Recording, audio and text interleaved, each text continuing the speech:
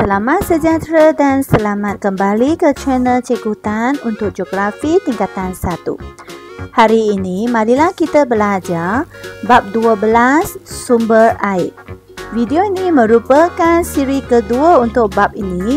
Jadi pelajar yang belum menonton video siri pertama, silalah pergi melayari channel Cikgu untuk mencarikan video tersebut.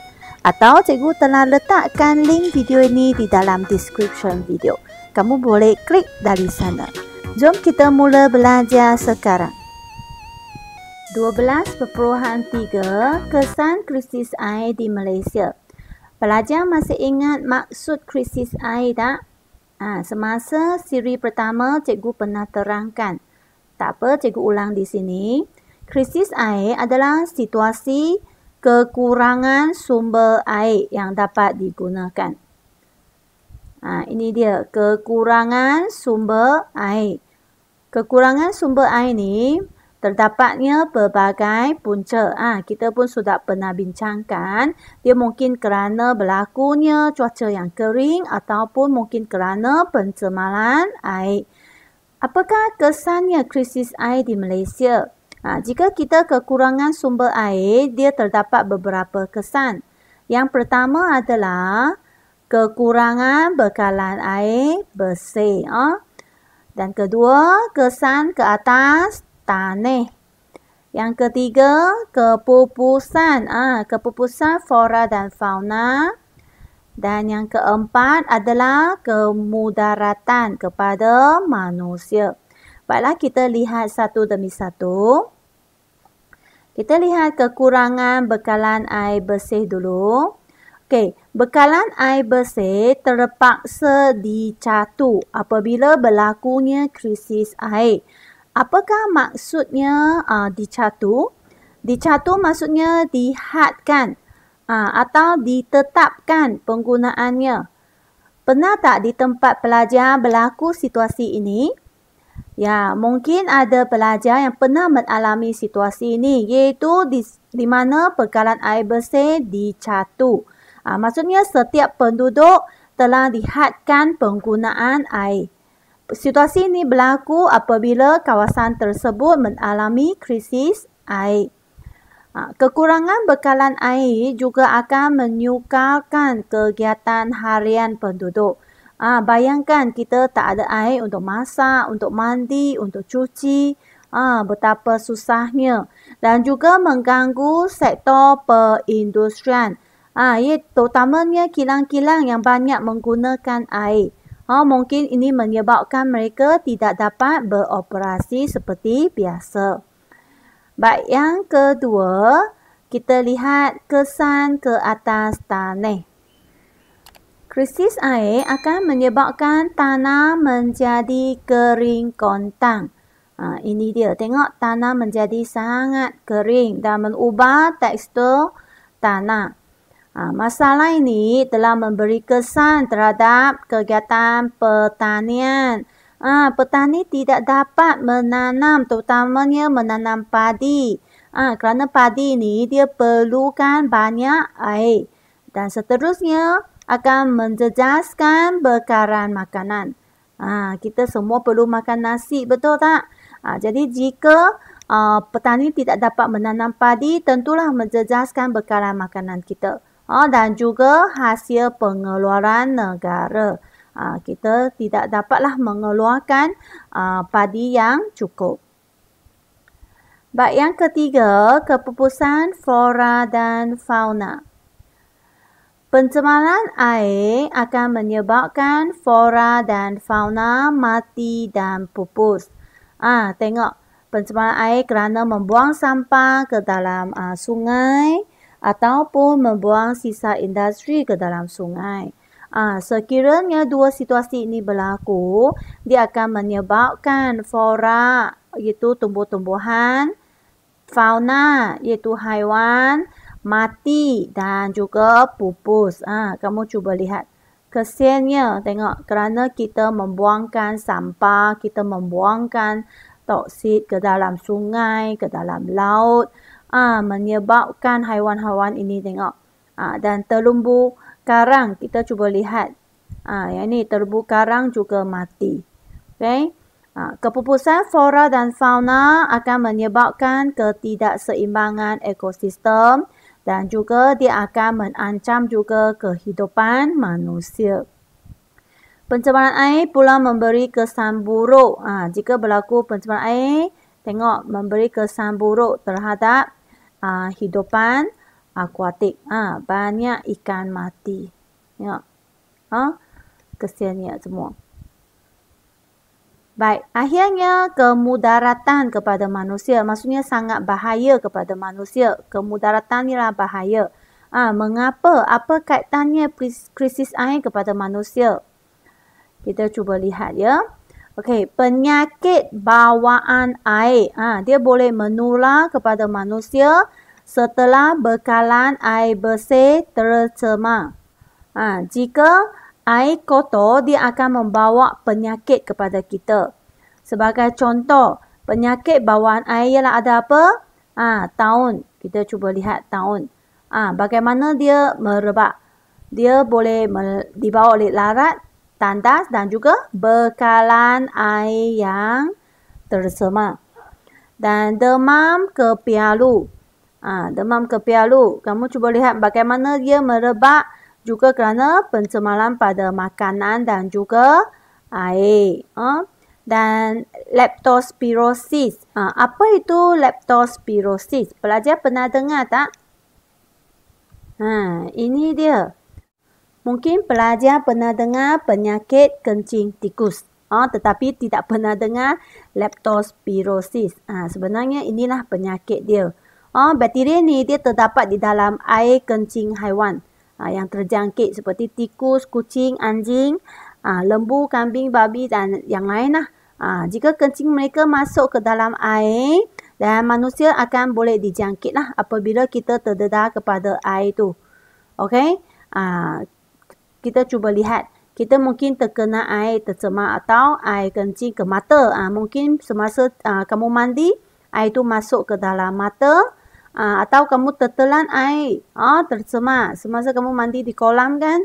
Ataupun mungkin di badan kamu terdapatnya luka ataupun kudis. Jadi kamu juga akan dijangkit penyakit leptospirosis ataupun penyakit kencing tikus. Jadi ini semua merupakan penyakit bawaan air. Baiklah, ini merupakan kesan krisis air di Malaysia.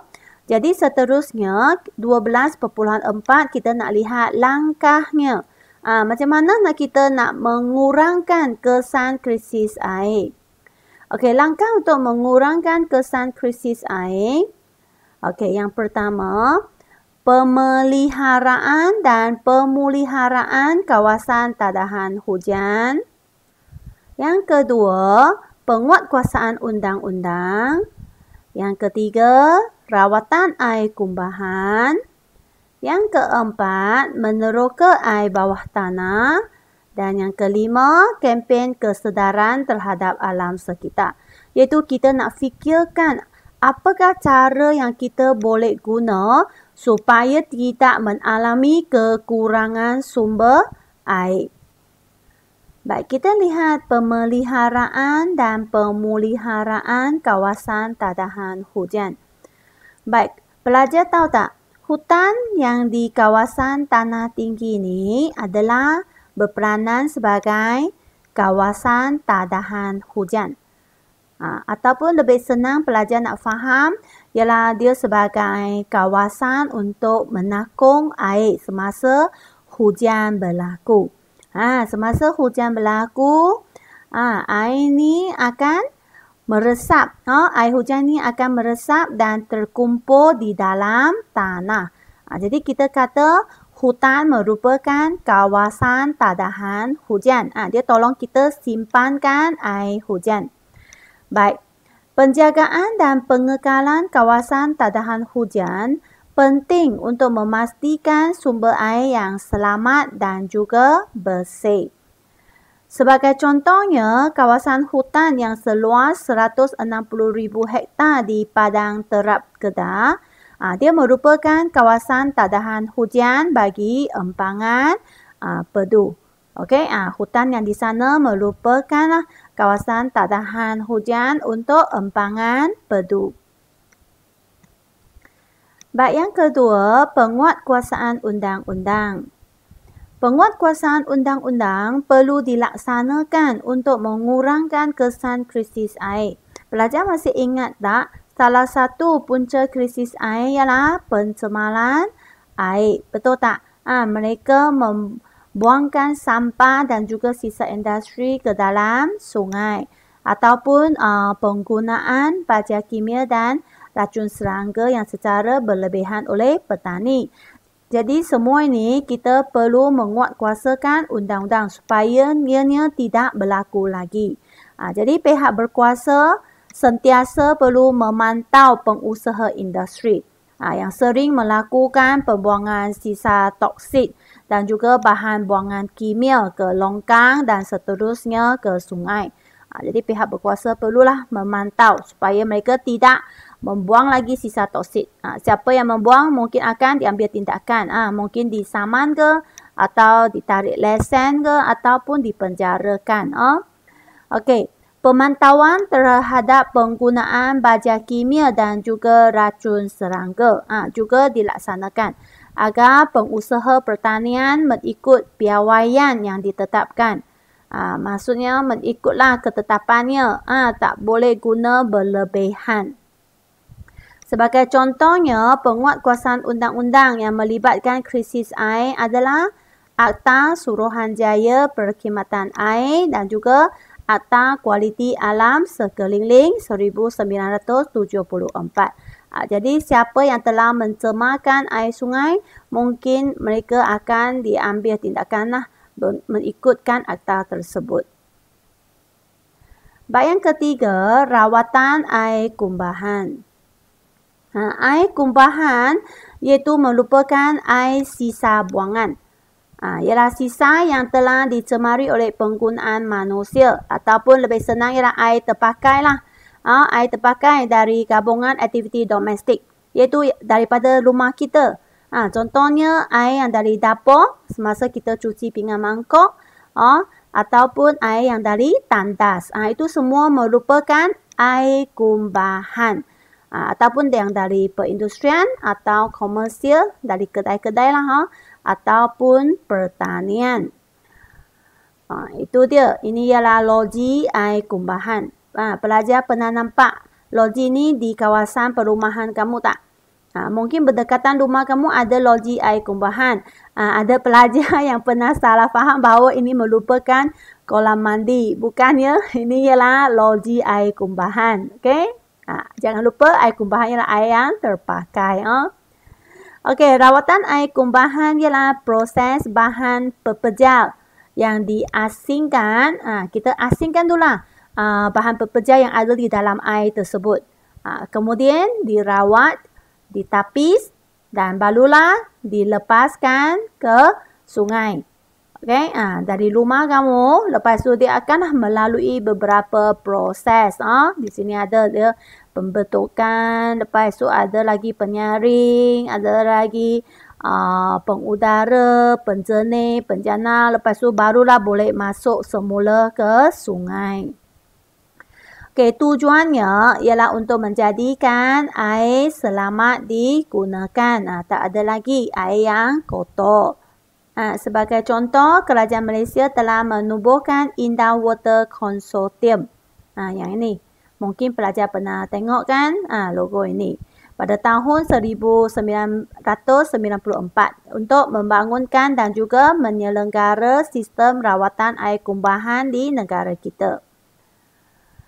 Okey, seterusnya kita mungkin perlu meneroka air bawah tanah sekiranya kita mengalami kekurangan air ataupun kekurangan sumber air. Dianggarkan hanya 3% air bawah tanah yang telah diteroka di Malaysia. Air bawah tanah yang di Malaysia anggarkan hanya 3% sahaja diteroka. Maksudnya kita hanya menggunakan 3% sahaja. Masih terdapat 97% air bawah tanah yang belum diguna. atau yang belum diteroka. Air bawah tanah di Malaysia mampu diekstrak sebanyak 6 bilion meter padu setahun. Maksudnya banyaknya air bawah tanah yang boleh diguna oleh kita. Sebagai contoh, pelaksanaan penerokaan air bawah tanah telah dijalankan di negeri Kelantan dan juga Selangor. Ini tengok dari berita pun ada kan, kata Kelantan bergantung kepada sumber air bawah tanah. Terutamanya semasa cuaca kering. Memang tidak cukup digunakan air permukaan. Dan Selangor juga selalu mengalami pencemaran air. Jadi terpaksalah mereka meneroka air bawah tanah.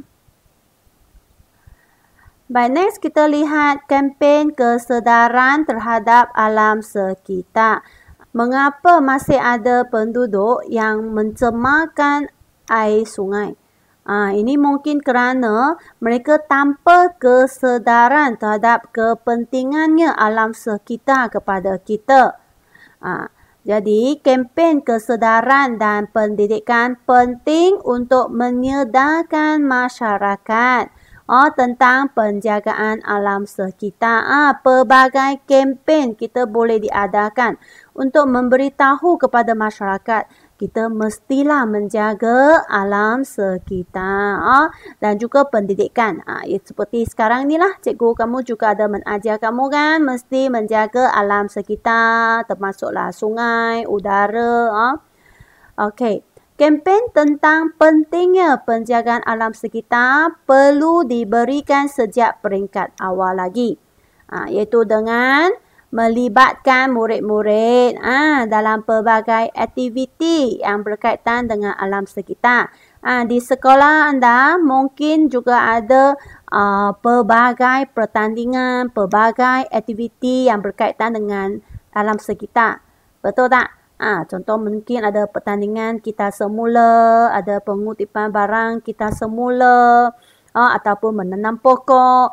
Ada lagi yang lain. Okay, cikgu tidak senaraikan semua di sini. Inilah dia nak melibatkan kamu. Dari awal, dari muda atau dari kecil, kamu semua ada kesedaran. Mesti jaga alam sekitar kita. Baik, pelbagai pihak seperti kerajaan, badan bukan kerajaan, dan media massa memainkan peranan penting dalam melaksanakan kempen ini. Tujuannya untuk menyedarkan orang awam.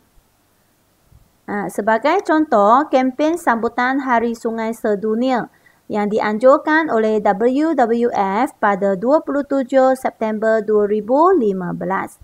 Bukan saja pada tahun itu sahaja, sebenarnya setiap tahun. Setiap tahun pun kita akan nampak ada pelbagai sambutan hari yang berkaitan dengan alam sekitar.